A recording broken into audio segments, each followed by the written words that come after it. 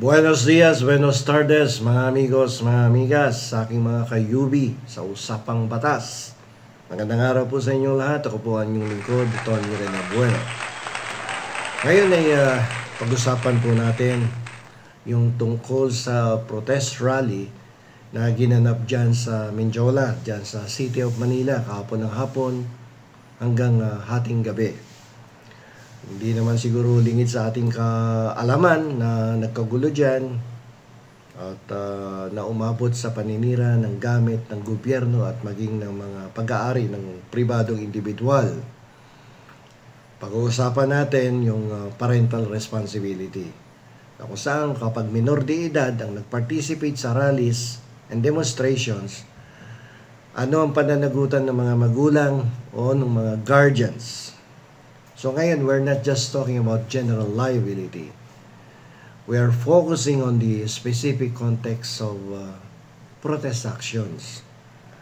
So intindihin natin dito, no, bakit ba palagi sa Menjola ang protesta? Ba't ba naging kultura na yan? Yung kabataan ko, dyan din naman kami nagpo-protesta. Pero kakaiba tong nangyari kahapon. Kami nung araw, peaceful ang protesta namin dyan. Talaga sumisigaw lang kami with megaphone. Pero yung kahapon, kakaiba to. Alam niyo yung Menjola na yan, historic yan eh. No? It is a very significant place for Filipinos. It's a symbolic space na kung saan ang mga mamamayan ay inilalabas nila yung concerns and advocate for change. Ang protesta dyan, na-shape na ang kasaysayan ng ating bansa. Ng mga kabataan, na actively na sumasali sa mga protest rally dyan sa Menjola ay talaga namang may talagang lehitimong adikain, no? At hindi basta pumupunta dyan para manggulo, manira ng gamit. So ngayon, dahil puro kabataan yung sumali daw dyan, so let us discuss the parental responsibility. In this case, ano ba yung mga obligasyon nila?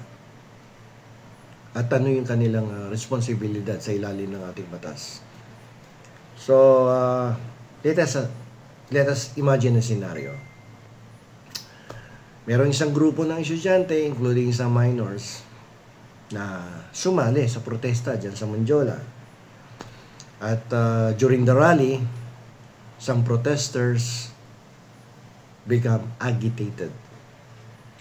At sa kasamang palad, yung ibang property na damage, yung iba nga sinunog, at yung mga buildings pinasok, yung mga street signs, yung mga street lights, stop lights, winasak at nagkaroon pa ng clashes with authorities that result in broken windows ng mga katulad ng Sogo hotels. Ngayon ang question dito is that if a minor is involved in causing that damage, who will be liable? Is it just the minor? Or do the parents also bear some responsibilities?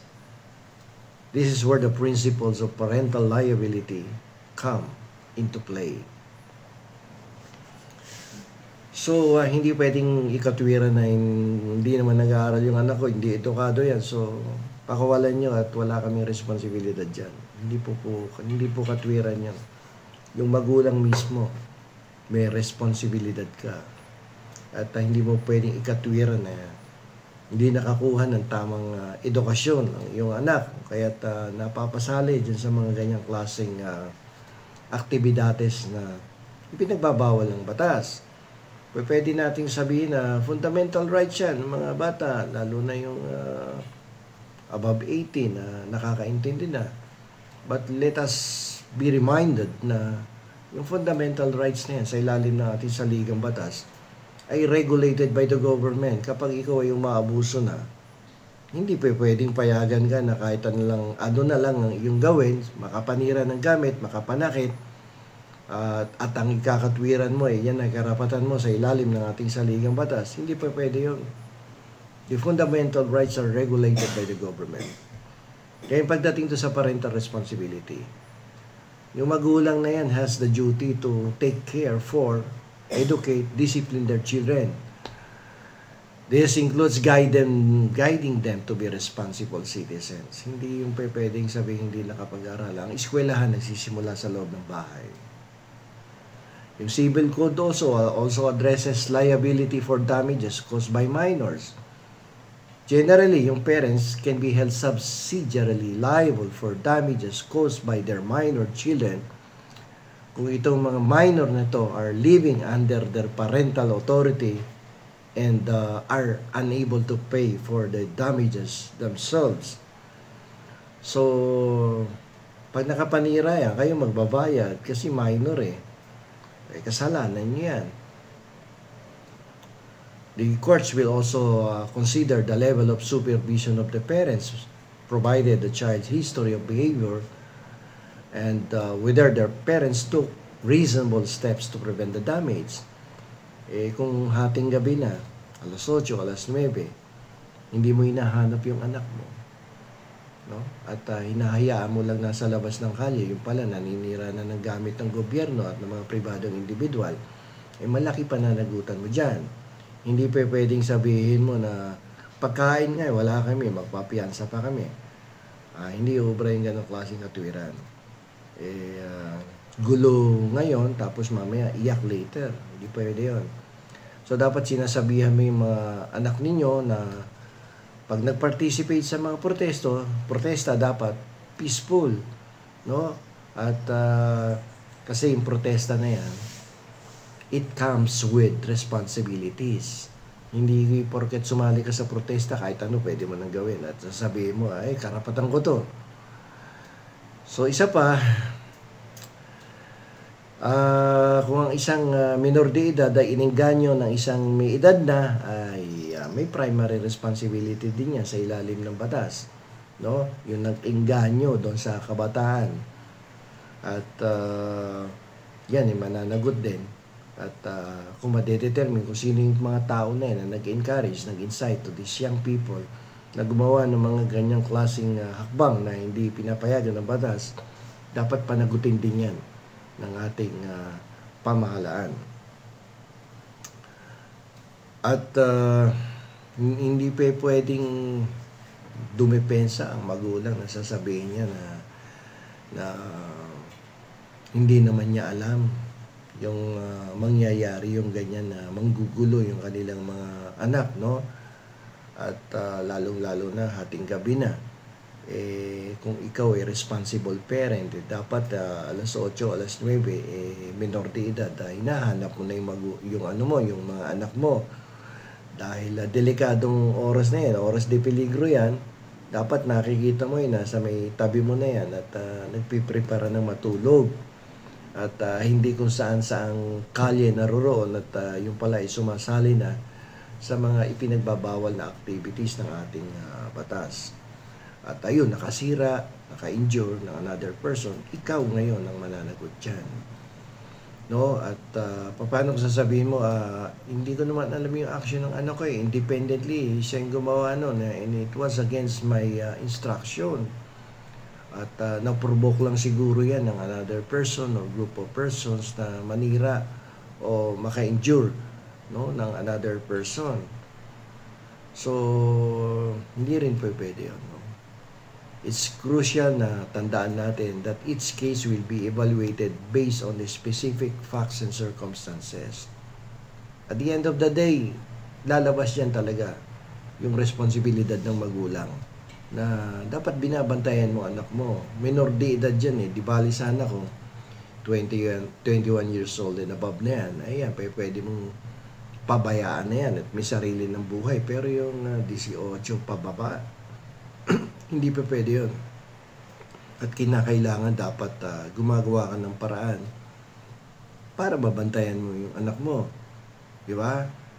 So, ano dapat ang gawin ng mga magulang or guardians na para mai-guide mo yung anak mo na kung sakasakaling sasali sa mga protesta na ganyan, maiwasan mo o ma-minimize mo yung potential liability ninyong dalawa ng inyong anak na minor de edad. So, kasi pag nasa bahay kayo, huwag mo ikakatwiran na walang edukasyon. Ikaw mismo ang magbibigay ng edukasyon sa iyong anak. You need to talk to your children. No, kung sakasakaling sasali nga sa protesta, you need to tell them how to protest responsibly against the government. Hindi yung susugod, manununog, mananakit. Hindi pa pwede yan. So, dapat maiwasan yung violence or vandalism. You need to educate them, no, about their legal rights and responsibilities of protesters. At hindi pa pwedeng sasabihin na, sige, magprotesta kayo, may karapatan kayo sa ilalim ng ating saligang batas. Mali po yung notion na yun. Yung karapatan sa ilalim ng ating saligang batas, although that is a fundamental right, yan po ay regulated by the government at hindi ka pa pwedeng sumobra or you will act beyond, no, the law. At may limitasyon yan. Kapag ikaw ay umaabuso na sa iyong karapatan, patay kang bata ka sa gobyerno. May kahihinatnan ka. So, itong nangyari sa Mindiola kahapon ay complex issue yan that requires a careful consideration of legal principles, constitutional rights, and the specific circumstances of each case. At dapat kasi dito, we need to create a society na kung saan ang mga kabataan can exercise their right to protest responsibly, and where parents are equipped to guide and support them, no, in doing so. At malaki ang partisipasyon ng mga magulang, malaki ang partisipasyon ng mga legal guardians sa mga pangyayaring katulad nito na nangyari itong kahapon sa Mindiola. Kung meron lamang tama at sapat na edukasyon na ibinigay ang mga magulang sa kanilang mga minor de edad na anak, ay palagay ko mahihirapan na magkaroon ng ganitong klaseng sitwasyon. Dahil kusang loob iiwas sa mga kabataan kapag sila ay properly educated by their parents. Ang mga magulang kanina na ini-interview sa radyo at telebisyon na nakikiusap kay Yorme Isko, napakawalan ni anak nila kasi pambili nga daw ng pagkain, wala sila. What more kung pambayad pa ng piyansa. At hindi naman daw sila masisisi sapagkat wala nang edukasyon yung bata, hindi nag-aaral. Hindi po magandang katwiran yan at yan po ay hindi katanggap-tanggap. Alam nyo ba, ang edukasyon ay hindi nagsisimula sa paaralan. Ang edukasyon ay nagsisimula sa loob mismo ng ating bahay. Ang magulang ay may responsibilidad, no, sa kanilang mga anak na turuan ito ng wasto at tamang ugali kung paano siya kikilos kung sakasakaling sila ay may hinaing, no, laban sa gobyerno. Dapat ipinapaalam ninyo na ang karapatan na ibinibigay ng batas sa ating lahat ay regulated by the government. Hindi po yan absolute right. Hindi po yan gagamitin ninyo ng hindi pwede kayong i-regulate ng ating gobyerno. Sapagkat kung malalaman na kayo ay umaabuso sa paggamit ng inyong karapatan, yung mga basic, mga fundamental rights na yan, ay kayo po ay pwedeng aksyonan ng legal ng ating pamahalaan. Kung kayo ay makakasira na sa mga properties, kung kayo po ay makakapag-injure na to another person, particularly in the case of the protest kahapon, ay nakapanakit na, nakapaggawa na ng sugat sa ating kapulisan. Ayan po, may corresponding penalty yan sa ilalim ng ating batas. At kahit kayo ay minor de edad, ay may punitive measure na pwedeng ibigay ang ating pamahalaan dyan. At upang i-correct yung mga ugali ninyo na hindi naaayon, yung mga ugali ninyo, mga kilos ninyo na ipinakita kahapon, ay itutuwid dyan ng gobyerno sa pamamagitan ng mga programang katulad ng mga rehabilitation program na isasagawa ng Department of Social Welfare upang hindi na mangyari muli ang ganyang mga sitwasyon. So sa ating mga magulang, kailangan po nating bantayan ng mahigpit ang ating mga anak at huwag hayaan na nasa labas pa ng kalye, no, sa hating gabi, no, Kailangan pagdating ng alas 7, alas 8, nasa loob na ng bahay yan, no? At nagpe-prepara ng hapunan, nakakain na, at naghahanda na ng kanilang pagtulog para makapagpahinga. So hanggang dito na lamang po. Ito po muli ang inyong lingkod, Attorney Rene Buena.